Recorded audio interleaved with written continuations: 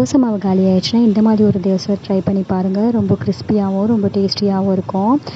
சூப்பரான டேஸ்ட்டில் milk maker dosa எப்படி செய்யலாம் இந்த வீடியோவில் பார்க்கலாம் வாங்க.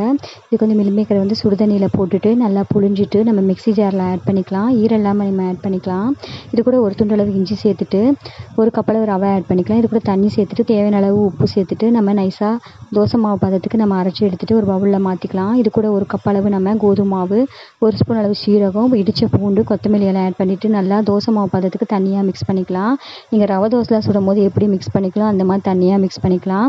இப்போ தோசை தவா நல்லா சூடானதும் கொஞ்சமாக ஆயில் சேர்த்துட்டு ரவை தோசை மாதிரி இதை வந்து நம்ம ஊற்றி எடுத்துக்கலாம். இது கூட நம்ம லைட்டாக எண்ணெய் அல்லது நெய் ஆட் பண்ணி பெரட்டி எடுத்திங்கன்னா சூப்பரான மில்க் மேக்கர் தோசை வந்து ரெடி ஆயிடுச்சு. நார்மல் தோசையை விட ரொம்ப டேஸ்டியாக இருக்கும்.